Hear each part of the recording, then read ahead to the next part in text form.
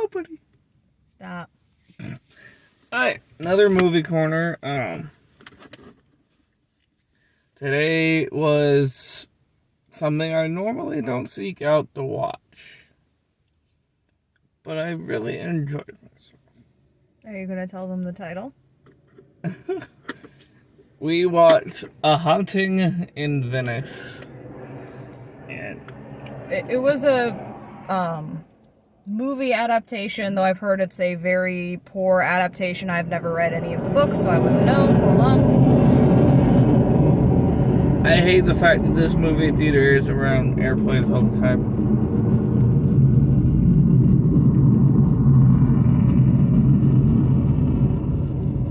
Motherfucker, why are you circling? Go away. Fly straight.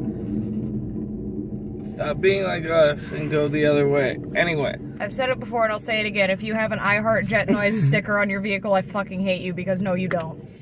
But I did not know it was an adaptation. I just knew it was a whodunit. It was apparently an adaptation of one of Agatha Christie's Poirot novels, which I've never read, but now I really want to. Yeah. I've never read them. I've never read anything Agatha Christie. And what are you doing? It was upside down and about to dump things. I mean, it was, but okay. It was.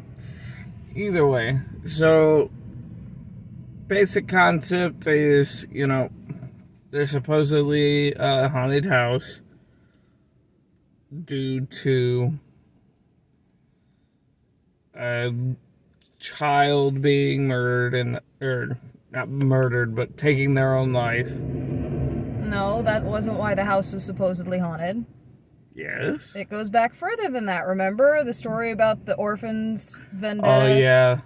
You know, the whole inciting incident? Yeah, I completely forgot about that. Okay, so let me do the background. Also, this is not going to be as spoiler heavy as usual because honestly, each of us only saw half of the twist coming, so we're not telling you what either half was. Go fucking see the movie.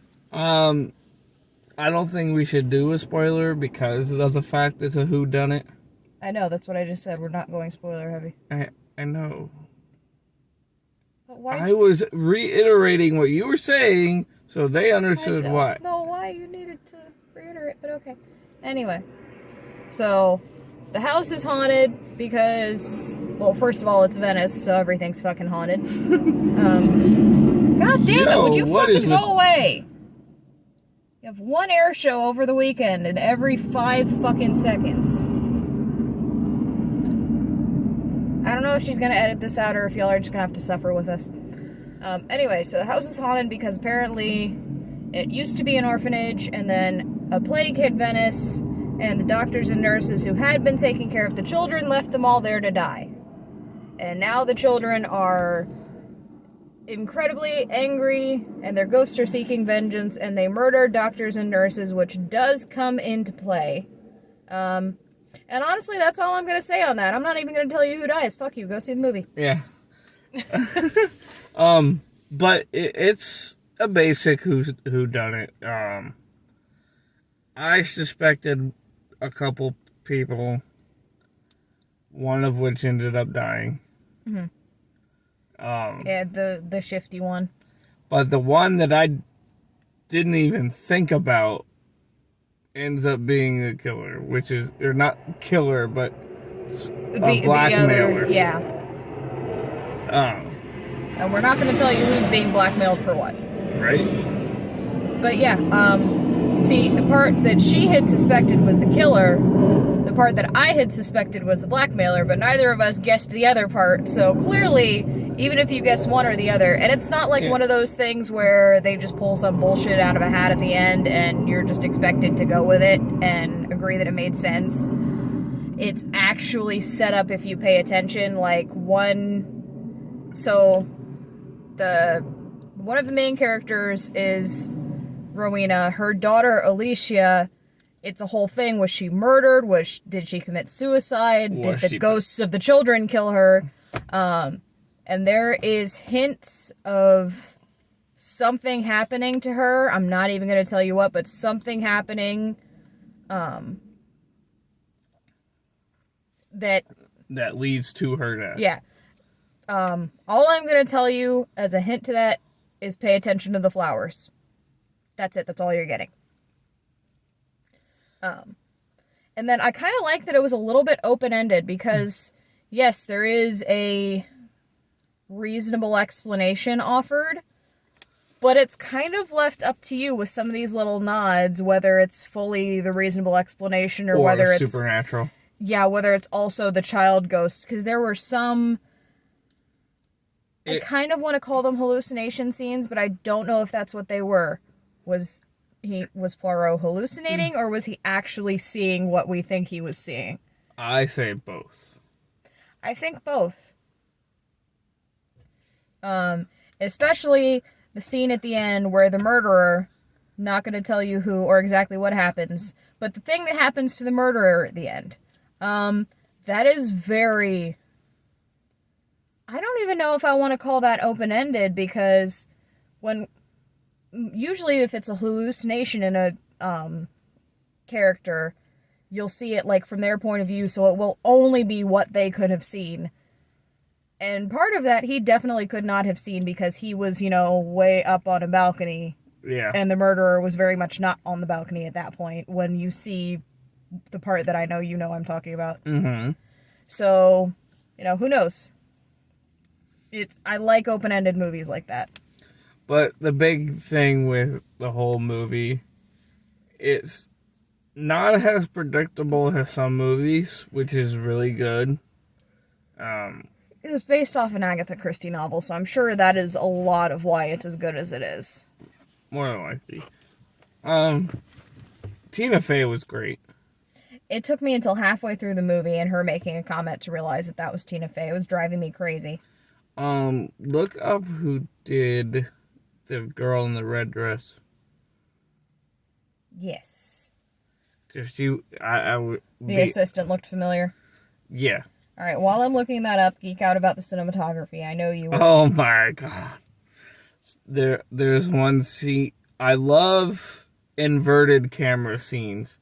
And there's a scene where the detective is going through the hallway and it follows him, and then the camera rotates but continues to follow him at the same time, and it's just smooth and crisp and all that kind of shit.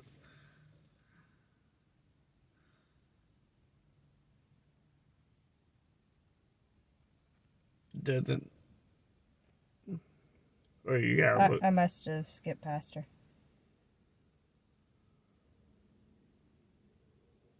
Keep talking.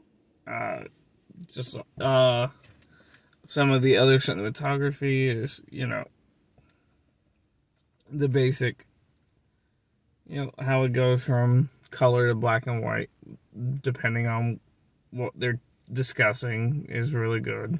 The one part I want to talk about is the shadow puppet scene in the party for the orphans at the very beginning. That was incredibly well done. I mean, shadow puppetry like that is it's an art form, really, that's been around for centuries. Fucking jet noise. I believe it cropped up in a couple of places. I believe it originated in China and then took on a whole new life in Venice when it was imported there through trade. I could very well be wrong on that. But I know it does have a long history in Venice, and that scene was really well done. Yeah. And if you're like me, you love a good spooky ghost story backstory. I mean, who doesn't? Yeah. And that specific scene gives you backstory on the orphans.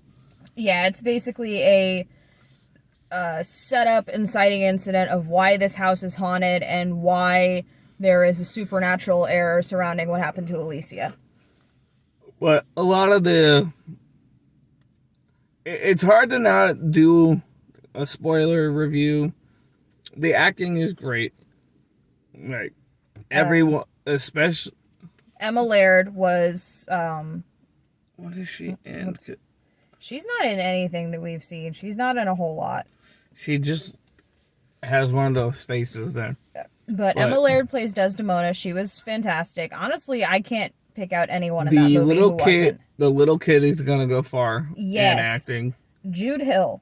That kid's got a hell of a future in acting. Like, what else is he in? oh, Jesus fucking Christ, I'm old, baby.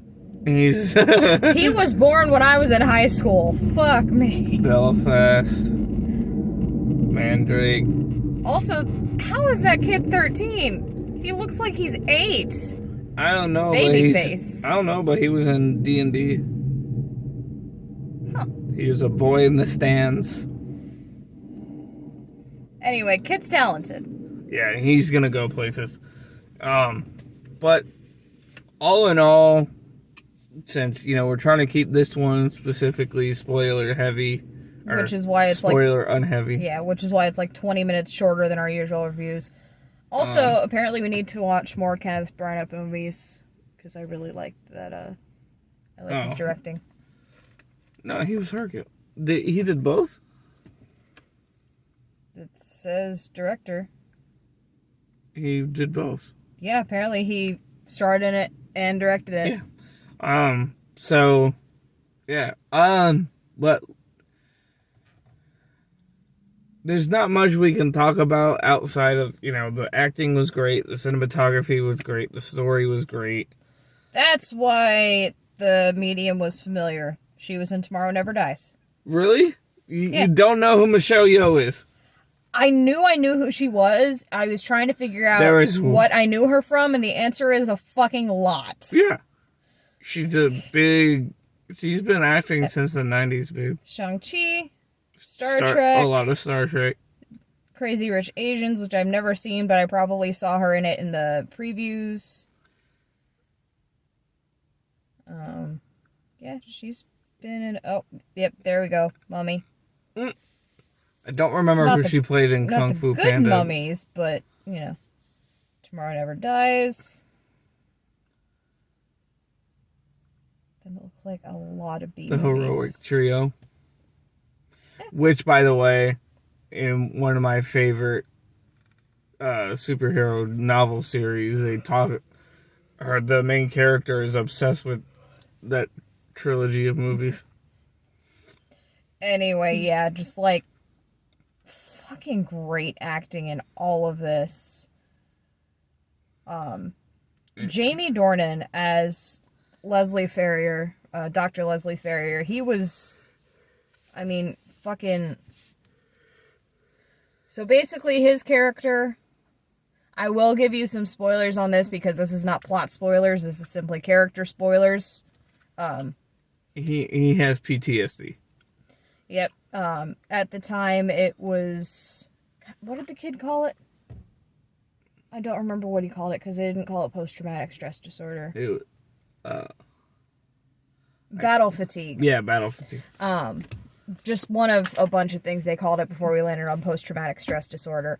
But he apparently was a doctor, and he helped with the liberation of... What was the camp? I can't remember. Bergen-Belsen. Yeah. Yeah.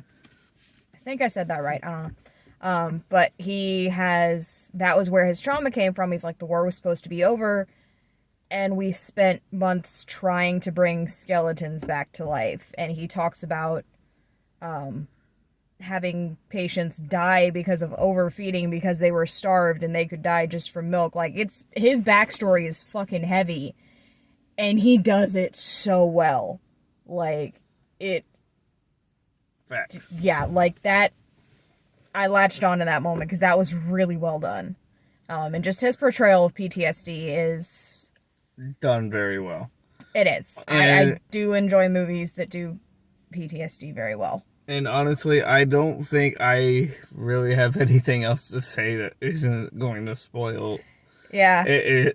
It's kind of hard. Why it's hard for me to say anything for this, because like even the jokes I want to make are spoilers. Like this specific movie, we can't really. Oh, I have one more cryptic statement that's going to drive them crazy until they go see the movie.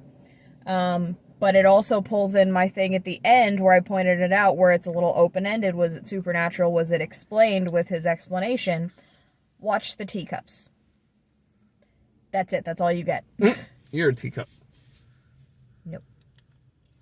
But go watch the movie. I really enjoyed it. It was really good. Um, If they changed it radically from the book, yell in the comments about it, because, you know, I very much am the first to complain about that. I just haven't read this one, so as far as I know. yeah. But that being said, thank you for watching, and comment below if there's any movies you want us to watch and do our video. It does not have to be in theaters for this show. For all we care, it could be a 30, 40, 50-year-old movie. Anything you got. As long as I can find a copy. Yeah, as long as we can find it somewhere. If it's something that, like, 2 copies exist and you have one, you might have to send us one. Or a file, but... Anyway, thank you for watching.